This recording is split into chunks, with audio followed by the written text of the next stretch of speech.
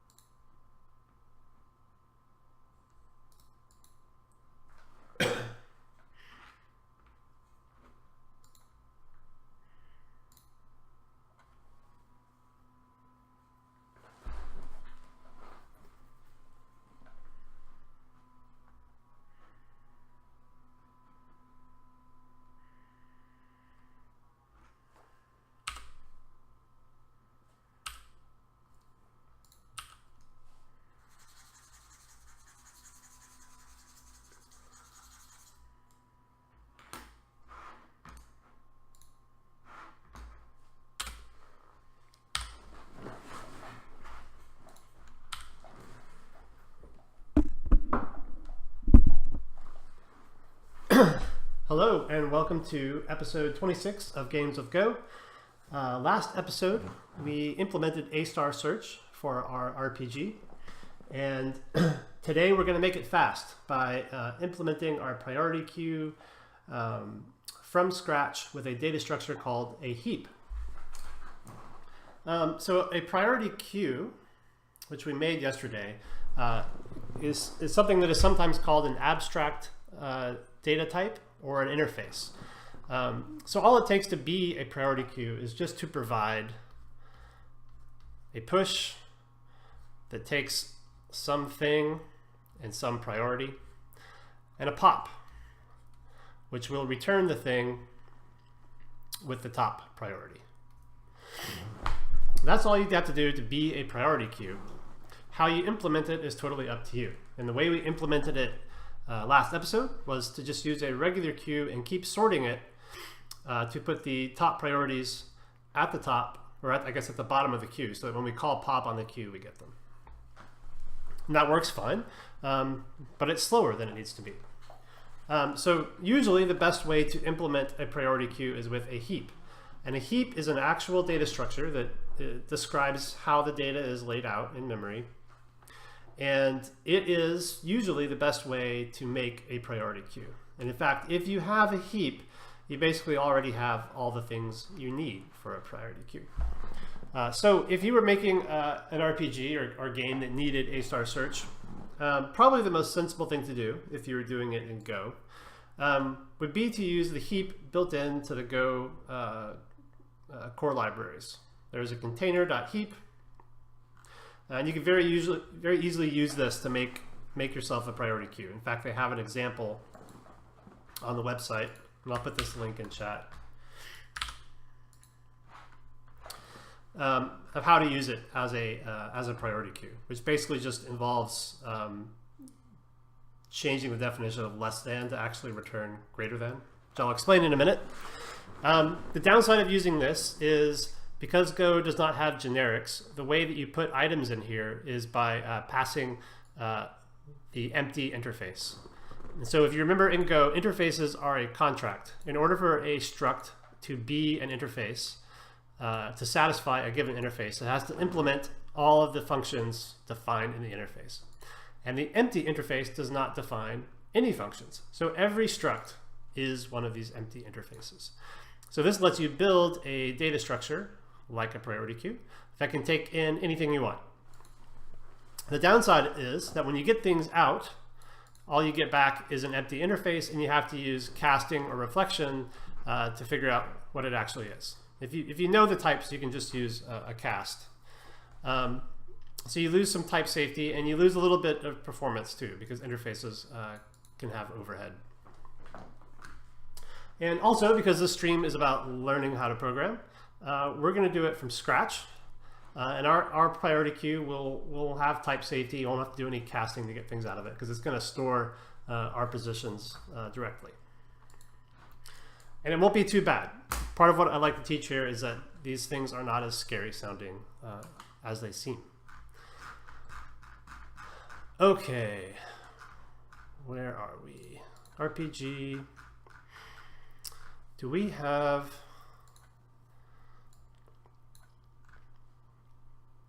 positions?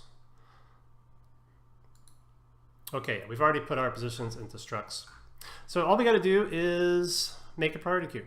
We're ready to go. So let's go to the game folder. It's going to be part of our game project. And we'll make a new file. And we'll just call it pq for priority queue.go.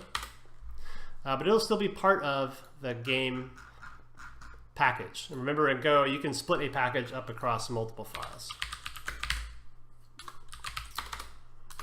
No. So pq, separate file, part of our game package. And we're going to put everything related to our priority queue in here. And we actually don't need to import anything in here, because we're not going to use any libraries at all. We don't need to. So first thing we're going to do is create a little struct. We'll call it priority position, because we're going to be storing our positions in the priority queue. But we also want to store a priority along with them. And by making an internal type in here for storing a position and a priority, our code out here won't have to do that. Like, see, we have this here. We'll actually be able to delete this and this priority array, because now our game code can just use positions, because we're going to give it a priority queue that works with them. So this will have a position and a priority, which is an integer. Simple enough. And then we're going to make an array of those priority positions. Okay, so we're making a heap. What is a heap? This is a good website that explains them and has a nice diagram. I'll put the link in chat again. And let me talk through it briefly. So a heap is a tree. It's a binary tree, which we've worked with before if you've been following along in other episodes. But it has a couple of special properties. The first property is the order property. And this one's pretty simple. For every node n, the value in that node is greater than or equal to the values in its children. So that means this node here has to be bigger than both children. This node here has to be bigger than both of its children, and so on. So that always has to be true for you to have a heap. And the other property is the shape property. And there's basically two things related to that. All the leaves at the tree, the final nodes that have no children, have to be either at the deepest depth or one less than the deepest depth. So you can see this tree here has a leaf at depth 1, 2, 3, depth 4, 3, and 2, right? 4, 3, and 2 all have leaves, so that is not a heap. So to be a heap, your leaves have to all be either at one level or at two levels. So like this is still a heap, even though this is level 3, this is level 2, so it's a heap.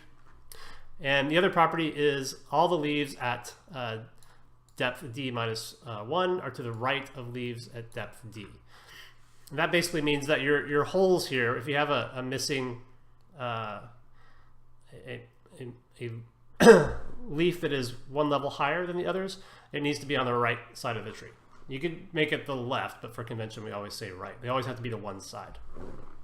And there's two reasons for these properties. One is that what you do with heaps is when you pop something off the heap, you take the root away. You take this root node here and yank it away. That means you have an empty space that needs to be replaced with some other node in your tree. And by laying them out with this shape property, you can always just grab basically the rightmost leaf and bring that up to the top. That gives you a convenient thing to grab and put at the top. And the other thing that is convenient about the shape property is it lets you put your tree in an array with no holes. So it's always possible to put a tree in an array, but unless you have the shape property, there'll be gaps. So how does this work? So let's make up a tree. So we'll say we have 4, 2, and 1. So this is a heap because 4 is greater than both of its children, and the leaves are all at either the lowest level or 1 less. So this could fit in an array with just 3 elements. And the way it works is you put the root of your tree in the 0 index of the array. So the very beginning of the array gets your root. And then the children for any given node you're looking at in the array is the index you're at, we'll call that I, times 2 plus 1 for the left child. And then for the right child,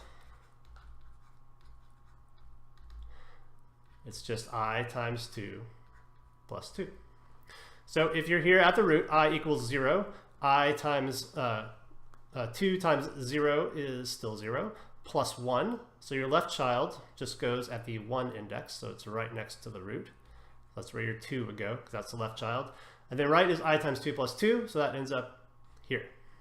And then you do that so on for other nodes. So if 2 had some children, then you would say 2 times 2 plus 1 for its left child. That would be 4. So 0, 1, 2, 3, 4, and so on. And that lets you, your heap can grow by just adding one more thing to your slice or your array. And your slice can, and your heap can shrink by removing the root, taking the end of your array. So here we'll do it real quick. So if we wanted to pop on this, we would simply erase the 4, move the 1 up in its place,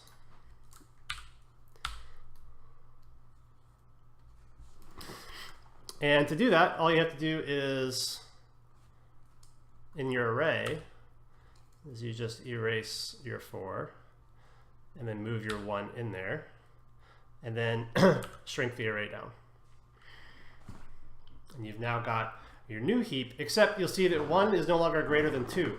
So after you pop, you have to do a step. Is once you take your rightmost leaf and put it at the top, you then have to check and say, hey, am I bigger than the children still? If not, you swap, right? So 1 is not greater than 2, so you swap them. So you have to swap these two.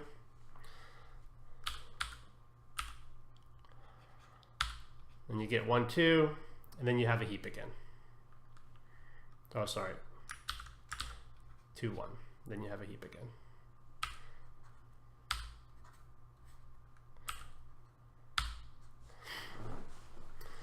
All right, if there's any questions about that, I know it's confusing, but as we start typing the code, I think we'll see it's not that bad. So let's work on the push operation first. We have to be able to push, add things to our heap, and pop. So we'll make a function that takes a PQ receiver. And remember the PQ type we defined is just a slice of priority positions. And push will take a position and a priority.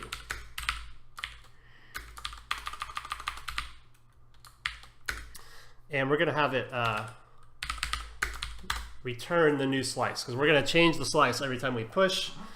So whoever calls this is going to need the new slice, because remember, slice is a pointer to some, or the slice is actually a value which contains a pointer to the array. So if we change it, we need to return it.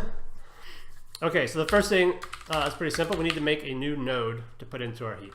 And remember, we need to wrap up the position and the priority into our new priority position data structure.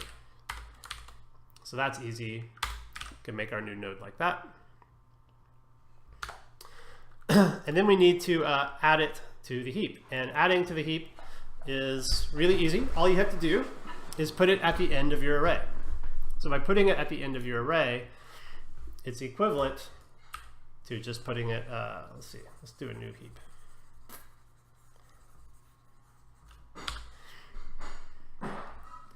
Right, if you had 4 or 5 and 2, and you wanted to add a 1, adding it to the end of the array is the same as putting it right there. That's what the shape property of a heap guarantees you. So it's really easy to add something on. So pq equals append pq new node. Okay, so now we have our new node at the end of our array, but it doesn't guarantee that it's in the right place. For instance, what if we added an 8 here?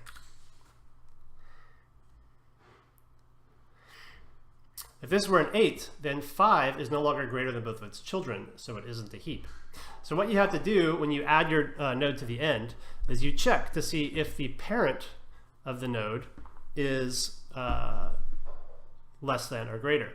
And if it's not greater, then you need to swap, right?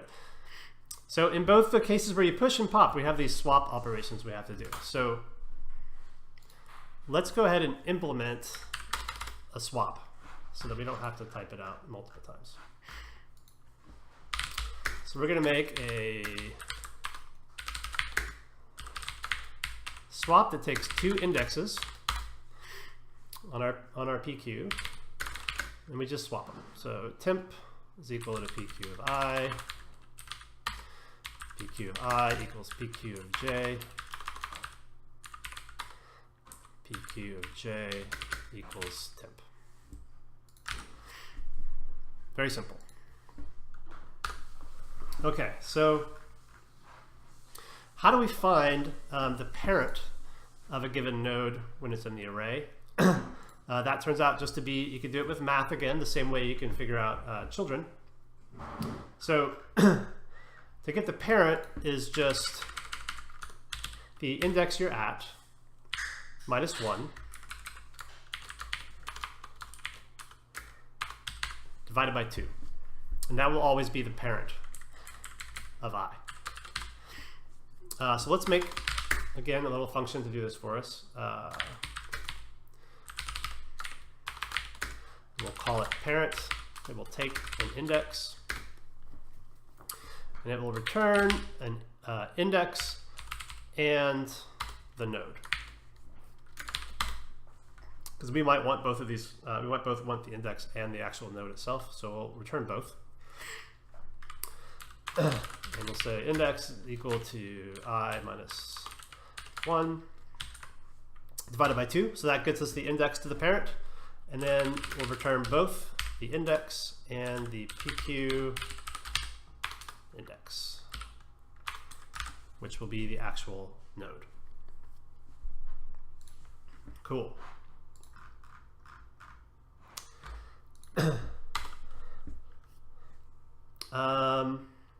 Okay, so the node that we just added is at the end of our array. So we can get its length by just getting the length of PQ minus 1. So that's the index of the new node. Make that more clear. And then we'll get the parent index and the parent by calling PQ parent of new nodes index. And then we have to loop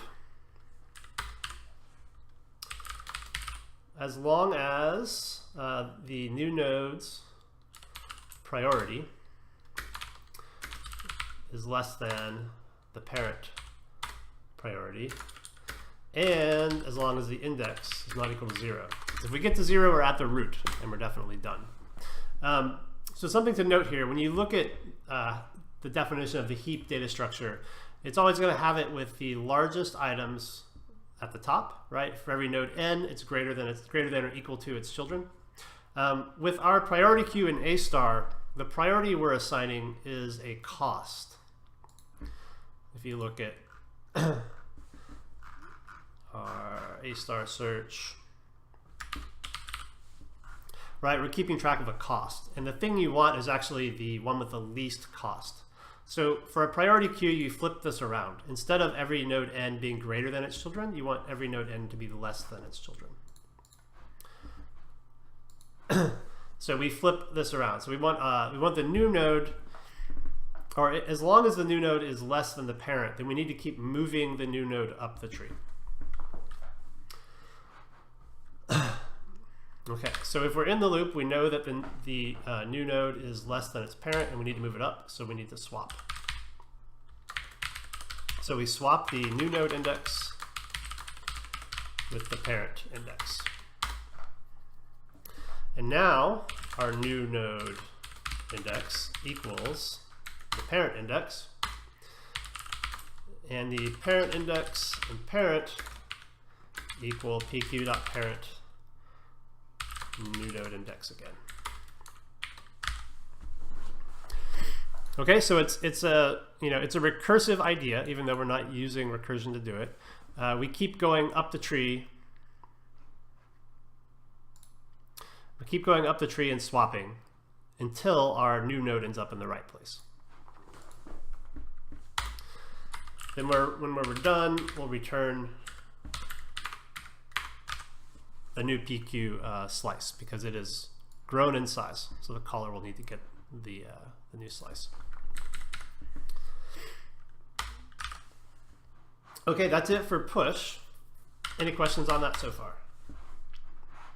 And by the way, I prepared this ahead of time. This is tricky, and I beat my head on this for a few hours to make it. So don't expect that when you try to do things like this for the first time, it's going to be smooth necessarily. It may not even be smooth tonight. We will probably make some mistakes. Okay, so pop. Pop is going to return the new PQ because we're going to remove something from the PQ, and the position with the lowest cost. Okay, so our result we know is going to be the root of the tree. And the root of the tree is always at the first element of the array. So that part's easy, but now we actually have to remove it from the tree. So we're going to replace the current root node, PQ0, with the thing at the end of the array. So length of PQ minus 1. Right, so that grabs our rightmost leaf node and puts it at the root spot. That's also easy.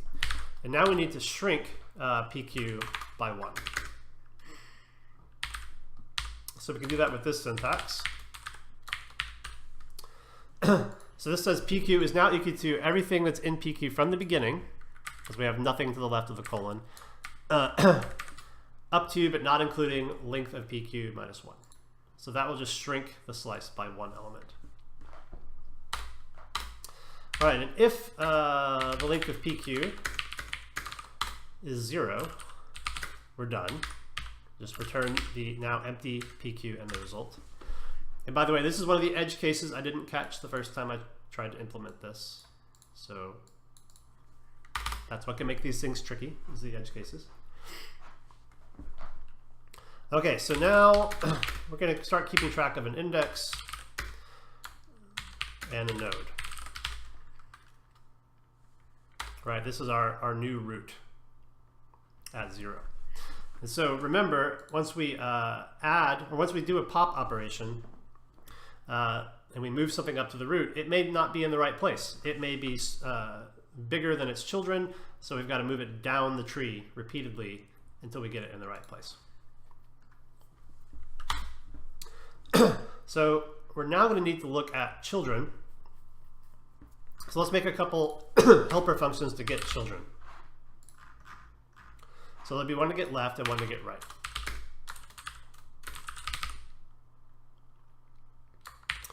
So we'll get a left, takes an index, and we're going to return 3 things, and we'll see why in a minute. So the left child is just the index we got times 2 plus 1. But we need to check if the resulting index is greater than the length of PQ. Oh, I'm sorry, if it's less than the length of PQ, then we have a child. So when we have a child, we're going to return true, which is just an indication of success. This means a child exists. Then we'll return the index, and we'll return the node at that index. Otherwise, it means there is no child. If the index is greater than the length of PQ, it means we're at one of the leaf nodes already. So there is no child. So in that case, we'll return false, and then just zeros. We'll do the exact same thing for right.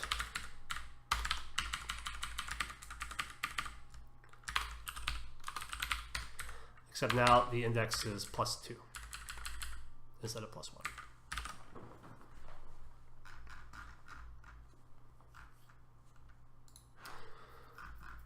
1. Okay, so now we can find out, do we have a left child? If we do, what is its index? And what is it? By calling pq.left on our current index. And the same thing for the right.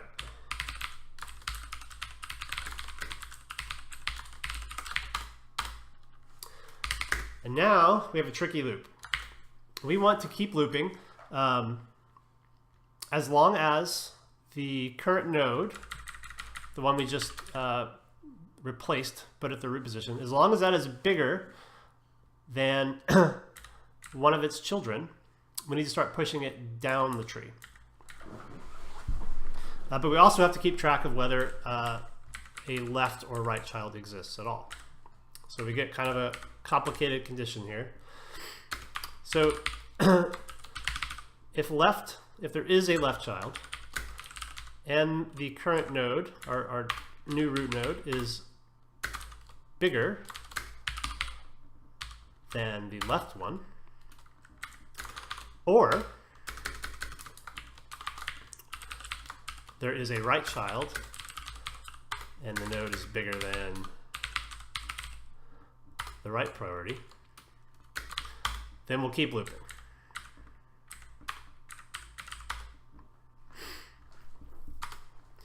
Because if either of these things are true, it means our node is not in the right spot yet. It needs to move down the tree further.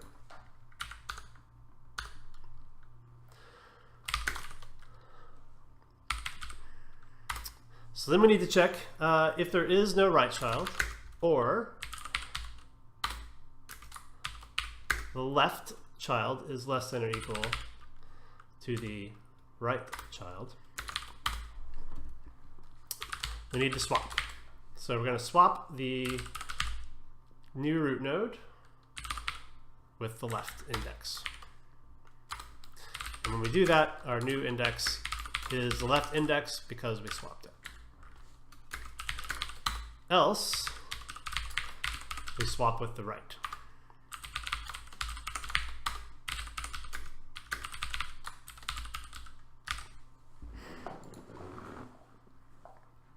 And so the reason for this logic here is if there is no right child, then you definitely want to put it then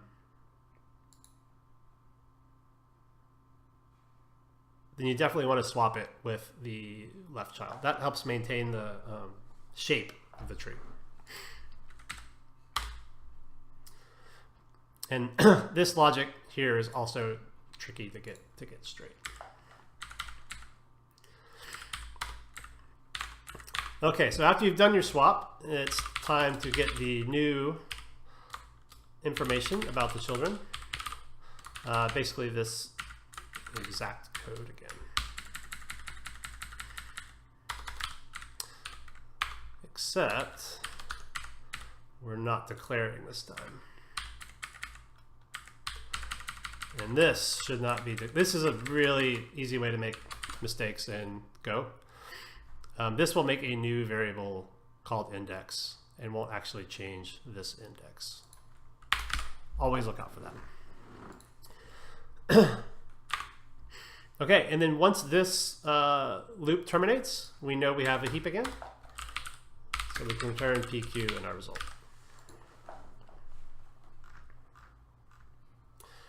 And that should be it. If we don't have any mistakes, we should have our own priority queue completely from scratch that should perform well. Oh, another thing about heaps and keeping them in arrays is I've talked before about how keeping things together in memory, contiguous in memory, makes them fast. So having your tree represented in an array where every node is close physically in memory to its children, and children are close to their parents, means that as you traverse the tree, it's very fast. You're very likely to have the next data you need in the CPU's cache, and that's a huge performance benefit. Because if you have to get something all the way from RAM, it takes a really long time. And if it's in the cache, it's very fast. So that's another benefit to packing a tree into an array. Okay, now we need to update our game code to use our new priority queue. So get to A star. And so now the frontier is not going to use this priority array we defined before. We deleted that. Now it's going to use a PQ. And remember, the PQ is just a slice. But it's a slice we've given a type alias called PQ. And then instead of doing an append manually, now we can say frontier equals frontier.push start 1. All right, so now it's a lot easier to work with because we don't have to create priority queue structs as we go. We just pass the position and the priority.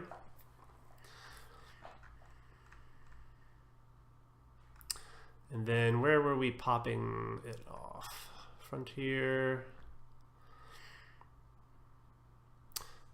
Sort, we don't need to sort it anymore.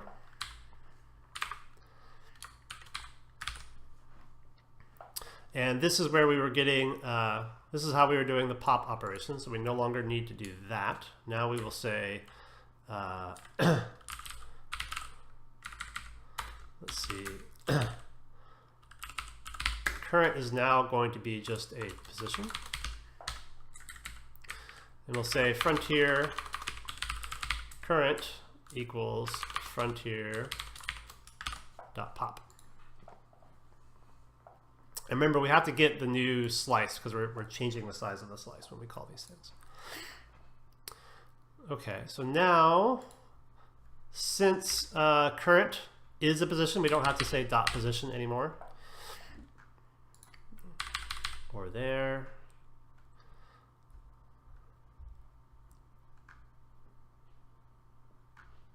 And we do not have to resize the frontier anymore because that happens automatically in the call to pop.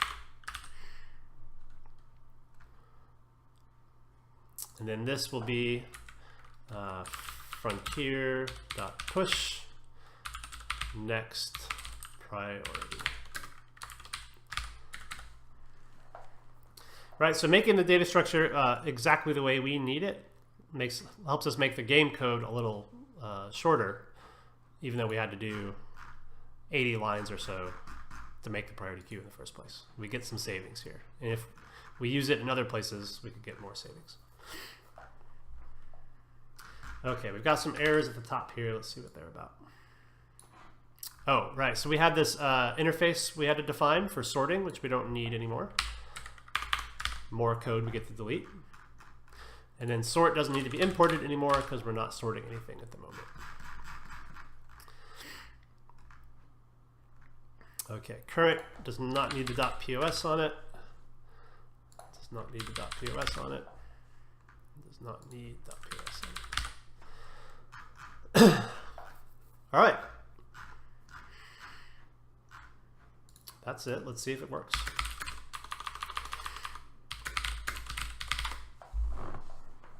Undefined index, PQ, still got a couple of errors. Let's see. This should be new node index. And then 66. That should just be the variable PQ, not the name, not the type name.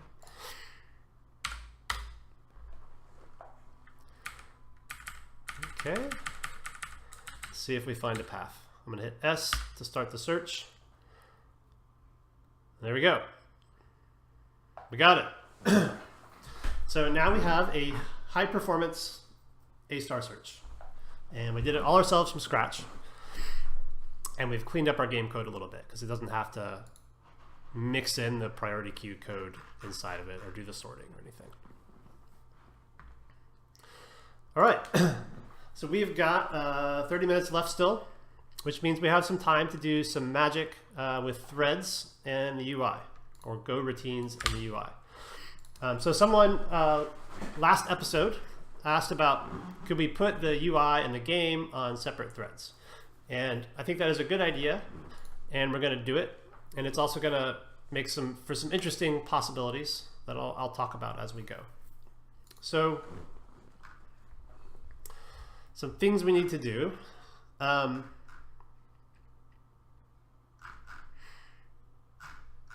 Let's see. We might start at main. Where's our main? Okay. Okay. We'll start in the UI. And one thing I want to do is take all of these kind of globals we've got and wrap them up in a struct. And we're going to call it just the UI.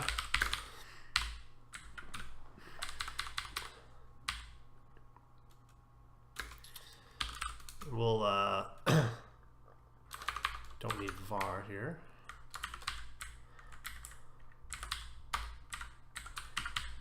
Int.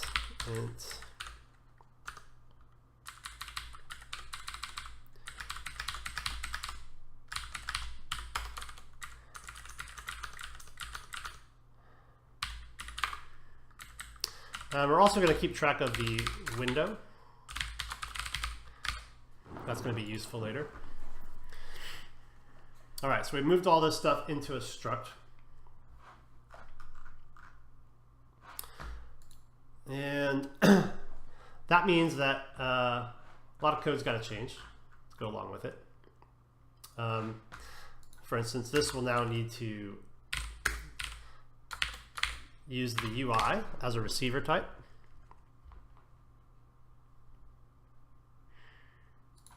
Star UI.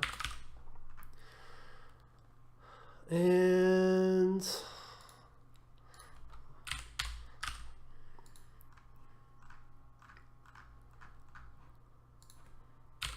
texture index is now part of that UI struct, so we got to refer to it like that. And then image file to texture, same thing.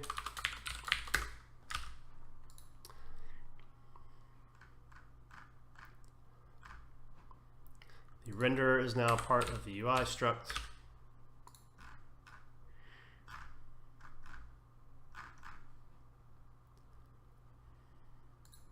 I think that's all it needs. Okay, so now our init function is going to change a lot. It's actually going to get really small. The only thing init is going to do, actually, let's delete this log set all priority. We don't need that anymore. All init is going to do is this.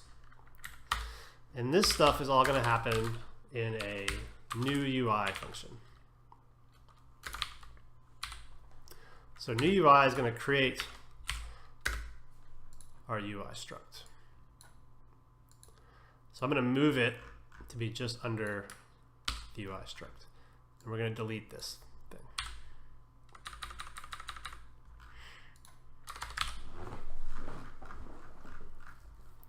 All right, so we got new UI, which returns a UI.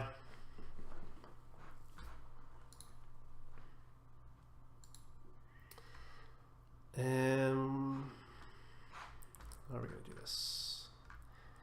Okay, so now window is part of the UI. Renderer is part of the UI. Texture atlas. We gotta call UI.loadTextureIndex. All these things are now part of our UI.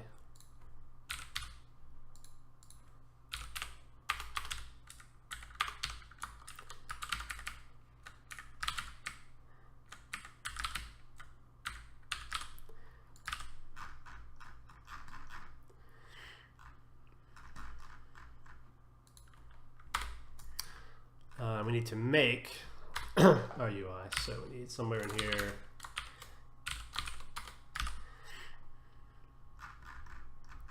And then we need to return it.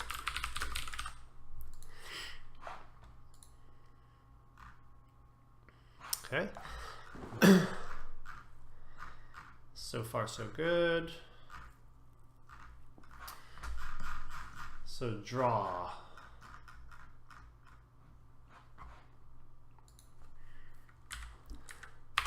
Draw is going to take our new UI structure as well. Delete this.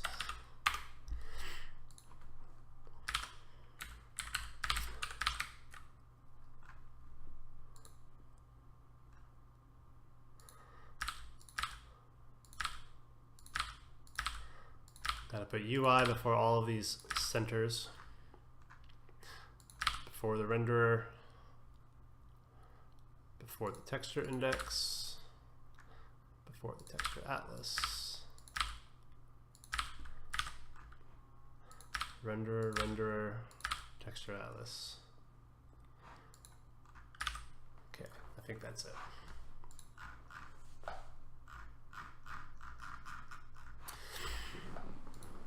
Okay, and then finally, we're going to rename this to run. It's not going to have to return anything.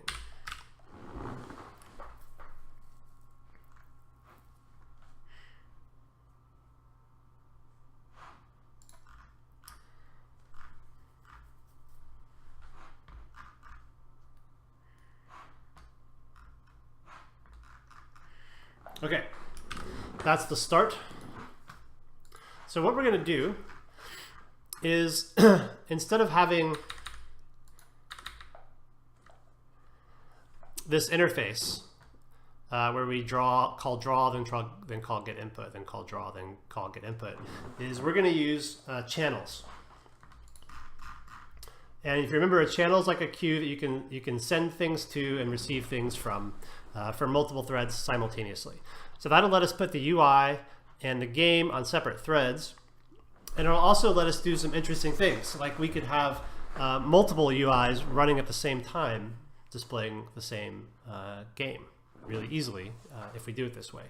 The other reason it's good is because when you open a window on an operating system, you need to keep checking for events. If you don't do this, things get goofy. Windows will think your window is non-responsive and make it white.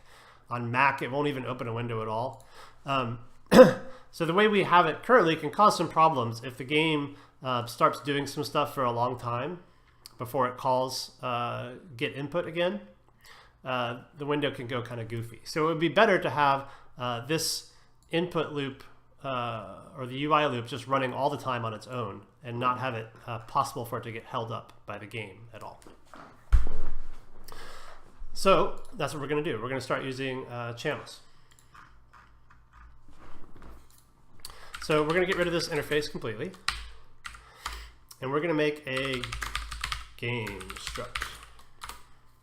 And this is going to have level channels, which will be a channel where we send new level state to the UI.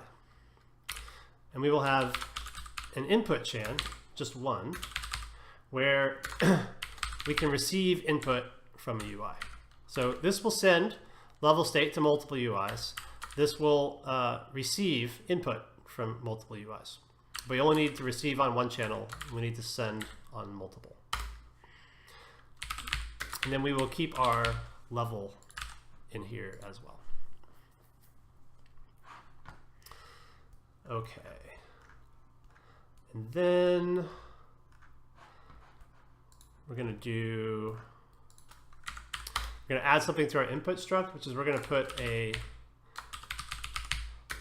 level channel in it, and we'll see why soon.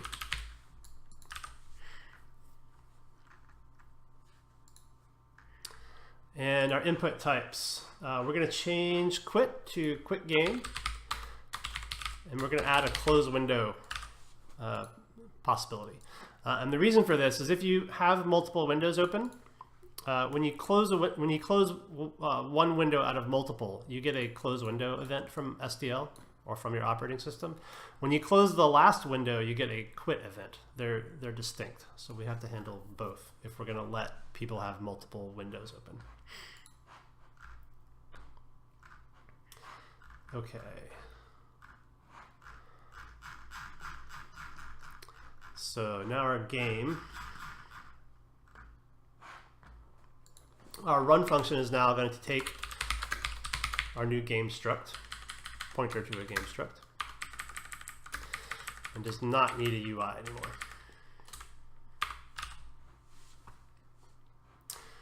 And we need to make a new game.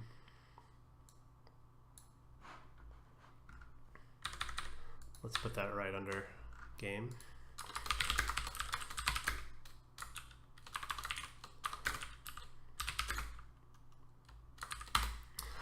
And in order to need a game, we need these channels.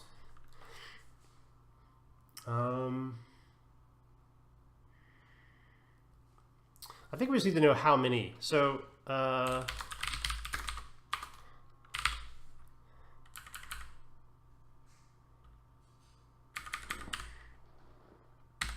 let's try it like that. So we'll say level chance equal to make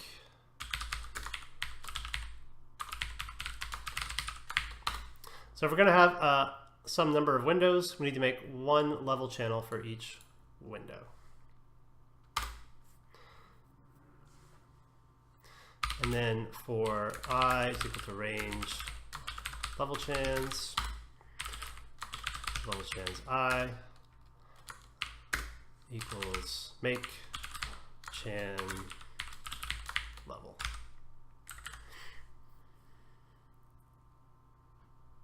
Windows. Then we need an input channel.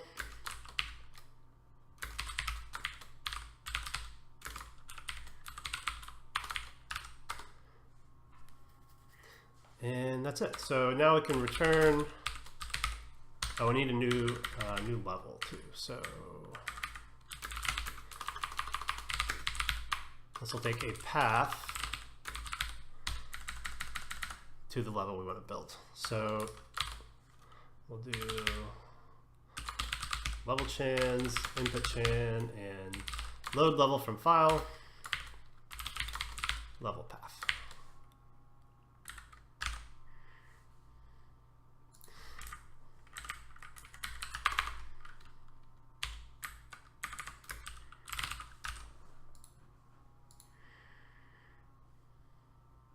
This is not an array, it's just one channel.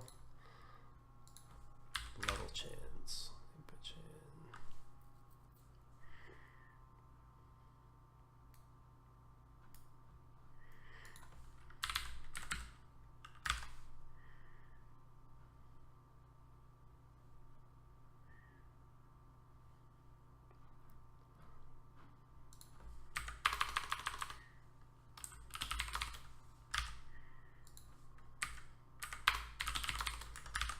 Okay, cleared out all the typos.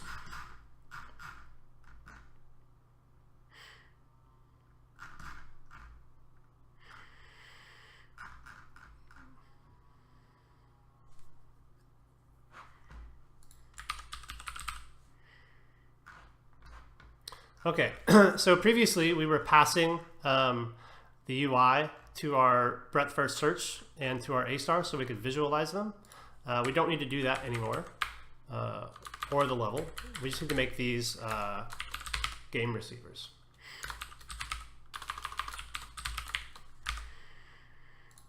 Then we can say levels equal to game.level.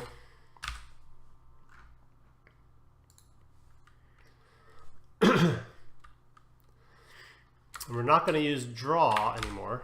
I'll explain soon what we do there. And again, we don't need those because we're going to be a game receiver.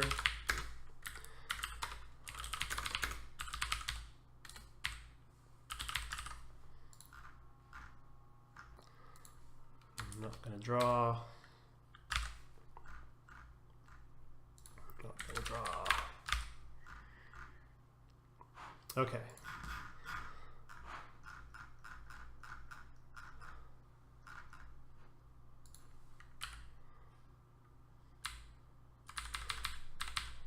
Handle inputs, same change.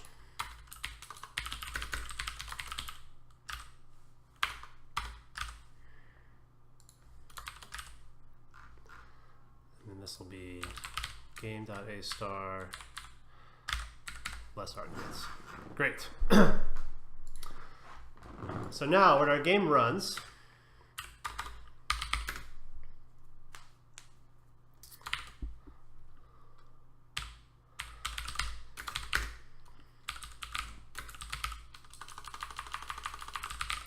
first thing we're going to do is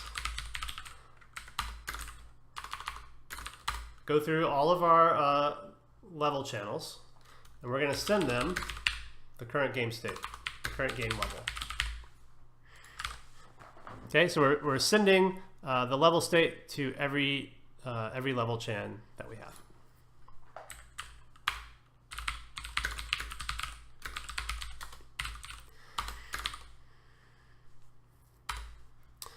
Then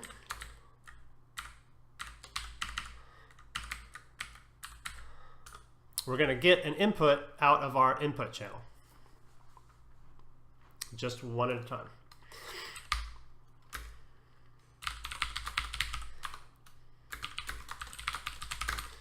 We're going to check for a quit, and if we get it, we're going to quit. Otherwise, we're going to call handle input.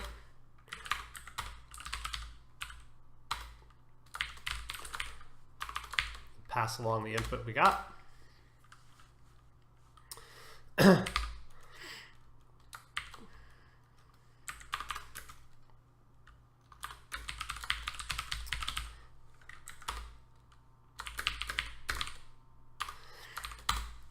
So here we're going to check if the number of level channels gets to 0. That means all the windows have been closed. So we're going to quit. It means no one's listening for game state, so there is no UI anymore. So there's no sense in running. And then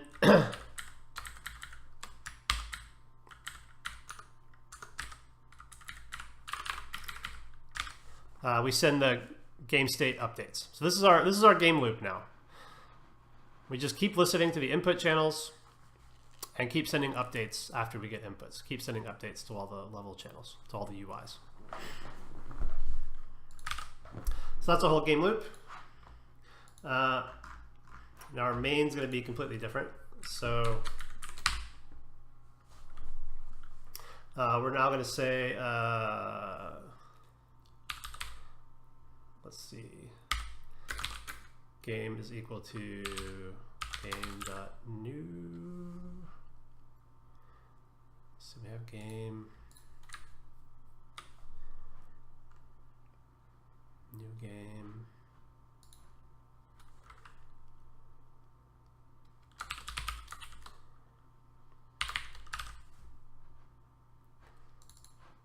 Oh, we have an error here. Too many closing braces. This we don't need anymore because we get it as part of our game struct.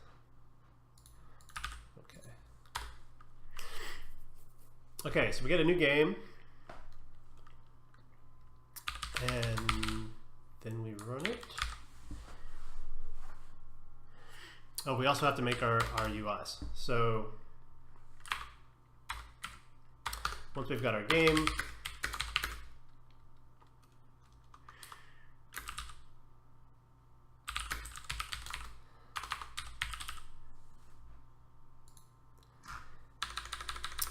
export these things.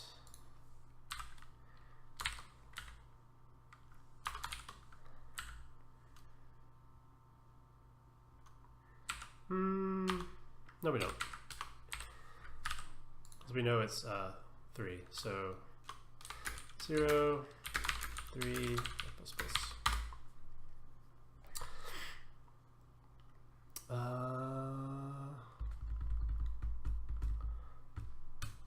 Nope, we do need to export it. Level chain, input chain. Just export all of them.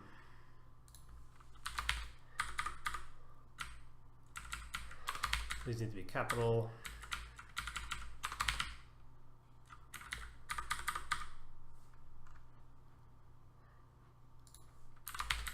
Capital, capital.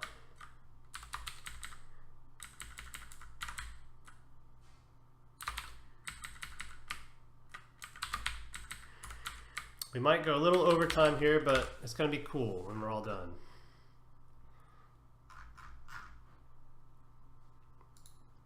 Okay.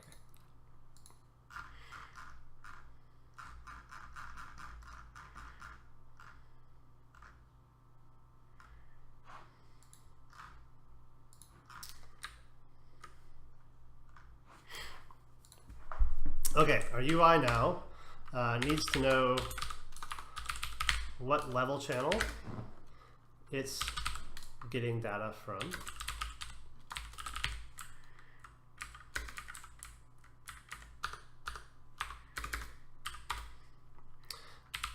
And it needs to know what input channel to send input to.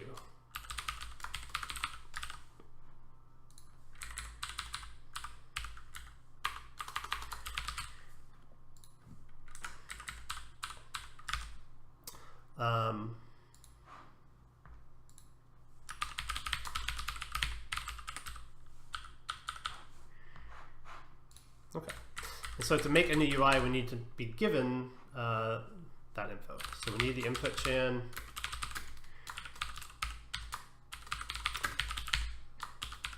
and the level chan.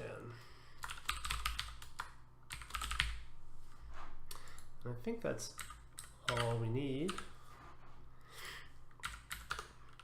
So we can say UI.inputChan equals inputChan.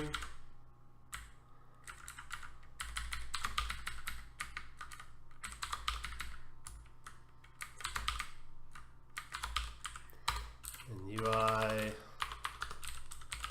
level chan equals level chan.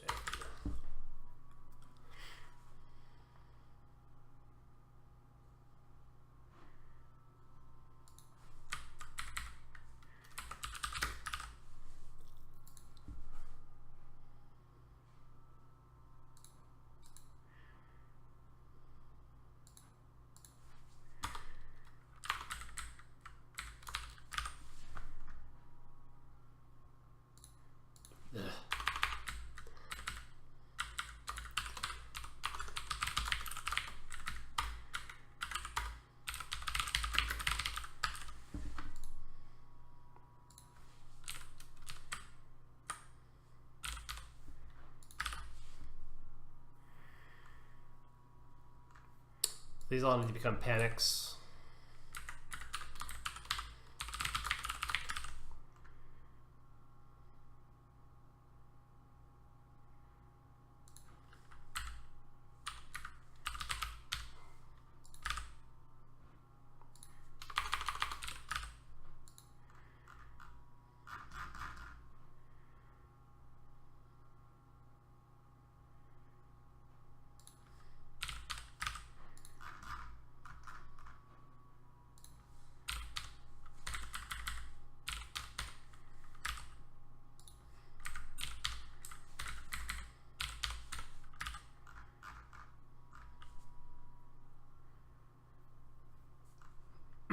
All right, lots of UIs to add.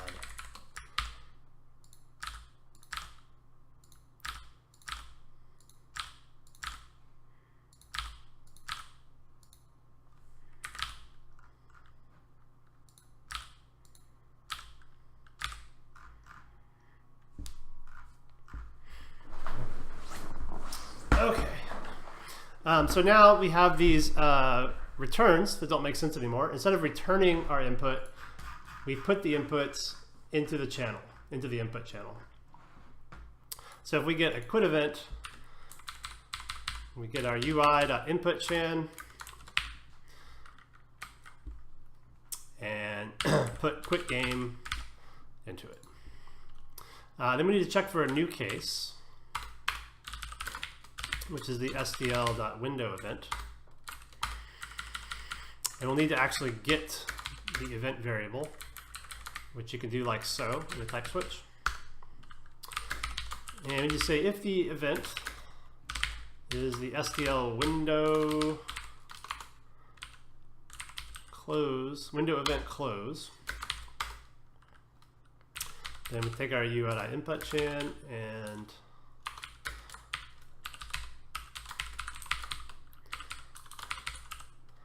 the type now is game.closeWindow. And we also need to provide the level channel that we came from. This will let the game close that level channel.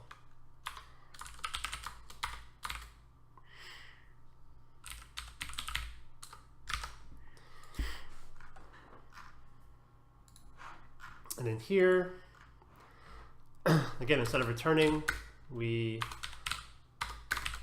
put the input onto the input channel.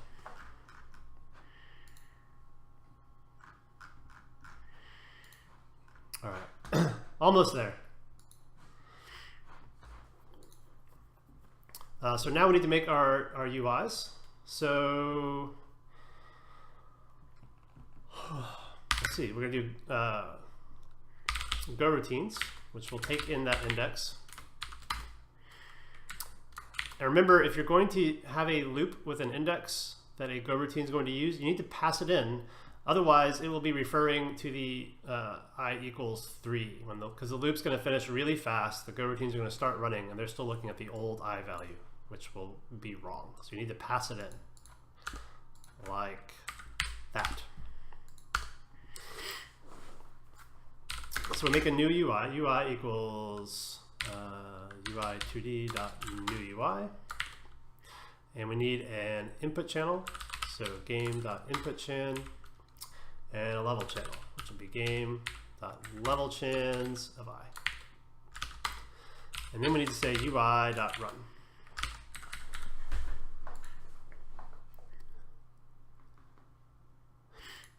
Oh, we also need the path to our map, starting level, like that.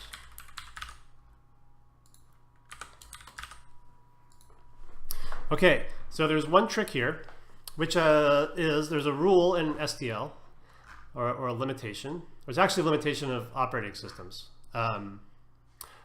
Wherever you create your window, which we do here in new UI, whichever operating system thread your window is created in, all of your subsequent operations on that window, like all the rendering we do to it, needs to happen on the same thread.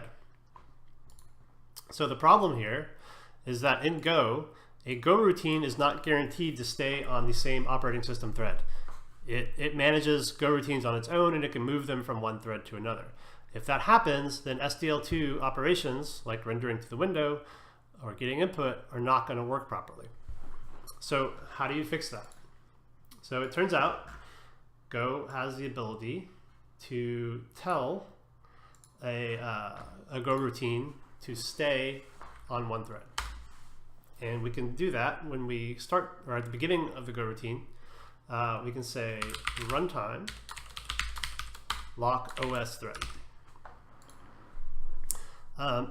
So for us, that solves our problem pretty nicely. If you needed some of the features of Go routines, if you needed to create millions of them, this wouldn't work. But you're not ever going to have millions of SDL2 contexts anyway, so this should be okay. So this guarantees that each SDL window runs in its own thread and stays there. So what we're going to try to do here is create 3 UIs. They'll all be the same UI, but we should be able to like move in any one of them and see it happen on all 3 at the same time. if everything works. Let's see. I think there's one last thing we need to handle. Yeah.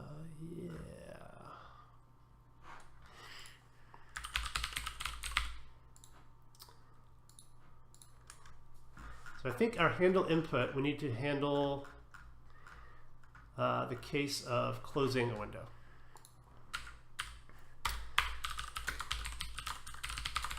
So if we get a close window, we can, so remember our input struct now has the level channel that the input came from on it. So we can close that channel if we get a closed window, because that UI no longer is going to exist. And then we need to go find where that was in our level channel array and remove it. So we're going to go find it.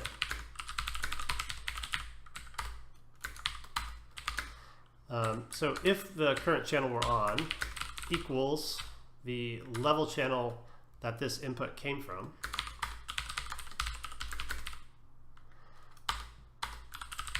then we're done. We found it. And then to remove an item from a slice, a little tricky, we can do it like this. Level chans from 0 to the channel index.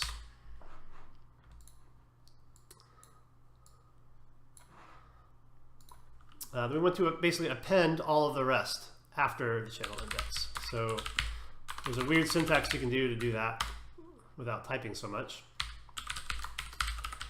So starting just after the channel index that we're removing, append all subsequent items. That ... means append all subsequent items. It turns this slice into a series of arguments to be appended to the beginning. Okay, so that should remove our closed UI channel. And why aren't we happy?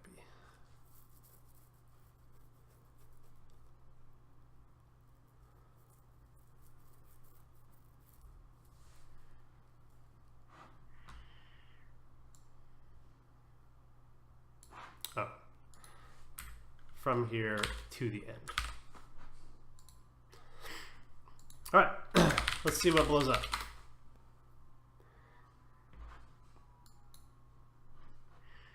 Okay, our windows are very small for some reason. Let's see why. Oh, we didn't set our window size. Let's do that. What were we doing before? 720, 720p?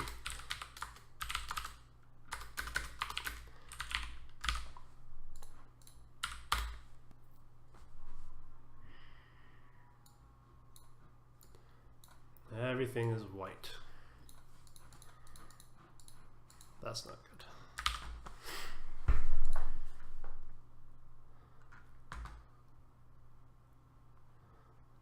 Renderer.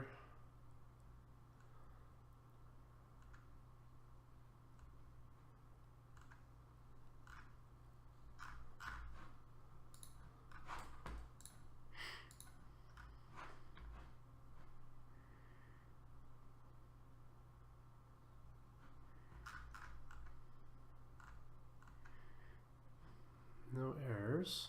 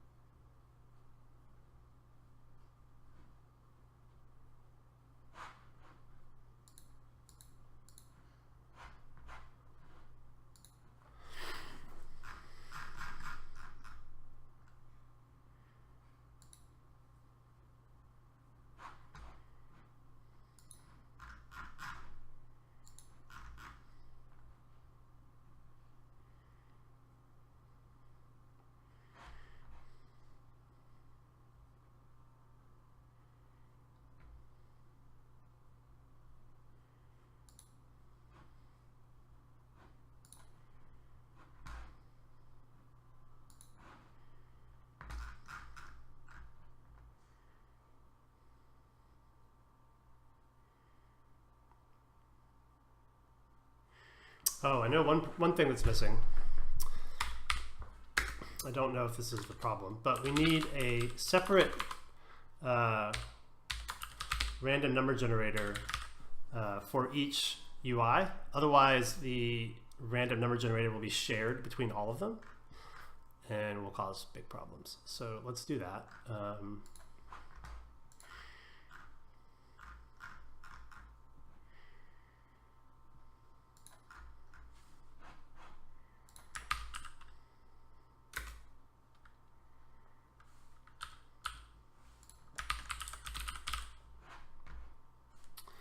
Yeah, so we need to set uA.r equals rand. So you can make a separate sort of random number generator by saying rand.new and then rand.new source, and you give it a seed. So that will make each UI have its own random starting with the same seed. And then we make sure we need to use it. So ui.r seed and ui.r.int.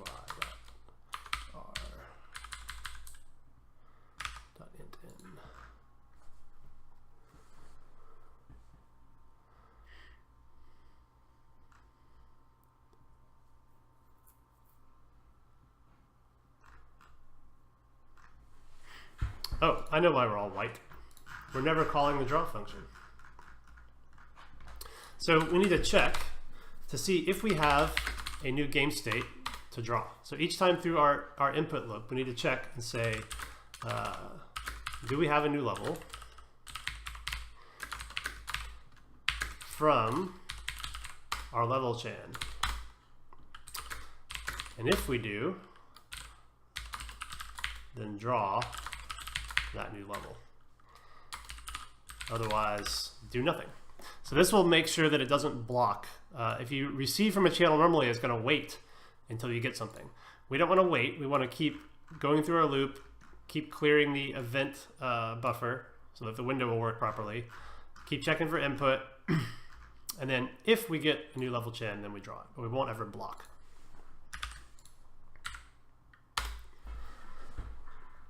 All right, so here we go.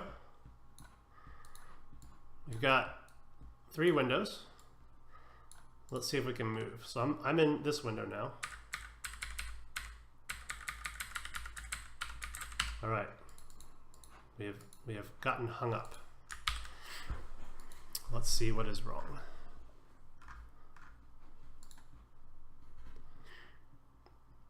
Oh, I know what is wrong. So what's wrong is that all 3 of our windows are getting input events and putting them on the channel at the same time. By default, when you get these events, it will get a keyboard event or a mouse event whether or not the window is in focus. And we only want to send these events if the window is in focus. So the way we do that is we can ask SDL. We can say SDL is get keyboard state or get keyboard focus, and that will return a window pointer if that's equal to our window, or if get mouse focus equals our window, then check for input and put it on the channel. And it's possible this should be and. We have to play with this, but I think that will be good.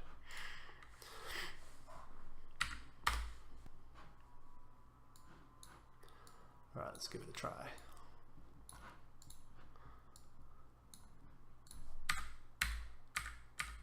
All right, there we go. So we can be in any one of these windows and do stuff.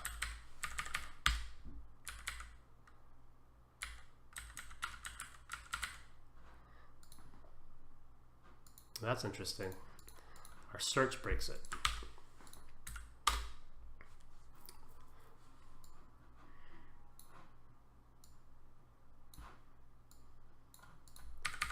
So we'll have to look at why search breaks it. But what we've got now is a setup where we can like easily support multiple monitors. If you wanted to have, if we have an inventory screen eventually, you could just specify that you want 2 screens open and have your inventory up on one and the game up on the other, and everything will get updated on both when you do things in either one. So that's pretty cool. And now we're also using, you know, we can use one core for the UI and one core for the game logic, which is always nice. And we will never have our input loop getting held up by the game spending time doing things, even if we're, you know, debugging something that blocks the game loop, the UI will still work. All right, that's it for tonight. Sorry for going a little bit over time, but we got it done. Next week, we'll fix that little bug we had with the search debugging stuff. And I think we'll move on to adding monsters to the dungeon. And that'll probably be on Tuesday. I'm not going to be here on Sunday. I'll be in a place far away with no internet. So Tuesday will be the next episode. If there's any questions, I'll hang around for a minute. Otherwise, I'll see everyone Sunday.